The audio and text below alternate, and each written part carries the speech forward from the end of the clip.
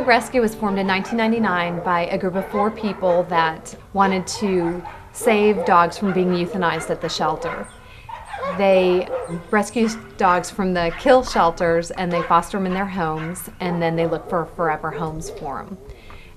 There are way too many dogs out there, and part of the problem is that people are not spaying and neutering their dogs, and so they just keep on reproducing. Right now I'm fostering a mom dog and 6 puppies. She was dropped off at the shelter by somebody who had too many dogs, and within 24 hours she had 7 puppies. The Bastrop shelter called us because the shelter is no place for puppies, especially newborn puppies. I was driving to work one day and I had seen this dog on the side of the road, this black dog that someone had hit by a car, and I looked at him and I thought, oh, I felt so sorry for him, and I looked back and there was a blonde head that popped up behind him. And so I quickly pulled over and there was Wookie on the side of the road guarding his dead friend. He wasn't sure of me at first. He was barking, and he had this this wire tie out tight on his neck, and it was hanging like a couple feet off like a leash.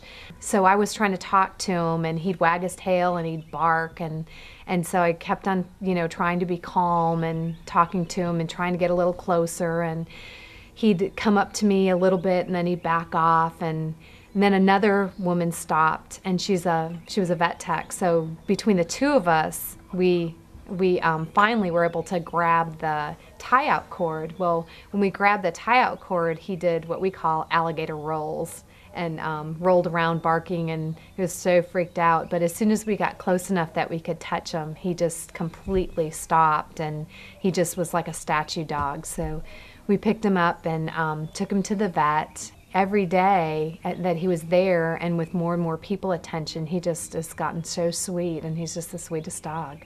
So we don't really know Wookie's story other than he lost his best friend, and we'll try and find him a home with a new best friend. Oh, look at that face. I know. Diego is a pit bull, and Diego's deaf. He was dropped off at the shelter, and his chances of making it to adoption are 0 because they, at the Bastrop shelter, they do not adopt out pit bulls.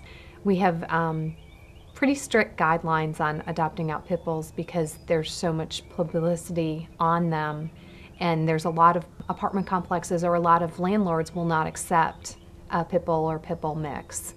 So when we take in a pit bull, we're looking at a long-term foster until we find the perfect home for them. And with Diego being deaf, it's going to take a little bit more time, but he really is a perfect dog. He's great. He walks great on leash. He loves other dogs. He's a good dog.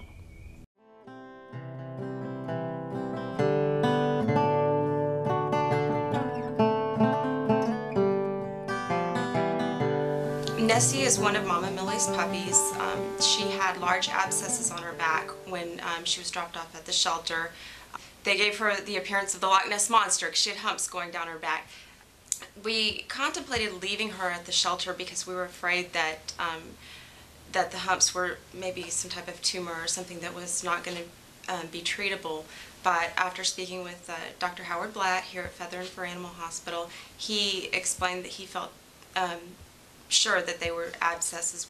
Probably they were fighting over some food, and she ended up getting very large abscesses on her back that had to be surgically lanced and drained. Nessie's other siblings have been adopted, thank goodness. Because of their good health, they were able to go up for adoption immediately after they were treated for intestinal parasites and spayed and neutered and vaccinated, of course. Wookie has a potential adopter. Nicole lost her dog a week ago, and so she just was deciding that it was time for her to look for a new friend. So our next step for Nicole is to bring Wookie over to her house and see how he does at her house. We like to give people some time with the dogs in their houses to make sure that it's a good fit. it is a transition, and we've spent so much time with these dogs that we want to make sure it is their forever home. My dog had cancer, and the dog was going to be predisposed to having bloat over and over again, and they advised me just to put her down. She was only 5, and so of course I was completely in shock and devastated because I'd never had to make a decision like that before, but in the end they thought that was the most humane thing to do. It's amazing how people are very different. There's some people, they want a dog the next day if their dog passes away. There are people that wait years and then they'll come meet our dogs and be like, no, I'm not ready yet. And then, so there's no right answer. It's each person. They have to decide when they're ready for another dog. Honestly, I just thought when I find the right dog, then I find the right dog. I know that another dog can't take the place of in my heart where my dog was, but I think it definitely helps. And I know I'll still have some grieving to do over my dog, but I think this definitely it makes it easier. And then when you know that the animal needs a home too. It's not really about me too, so that's what makes it kind of neat, I think. Right.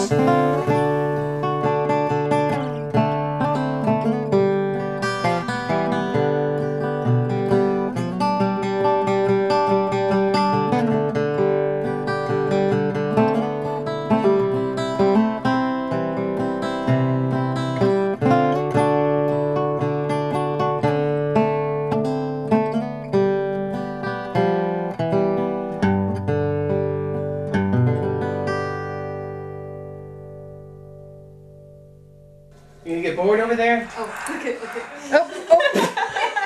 The dog just sat on my leg. On my lap.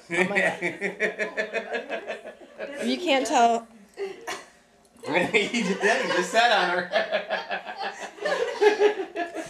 Oh, right. He does that all the time. That's how if you're sitting on the floor, He'll just sit on you.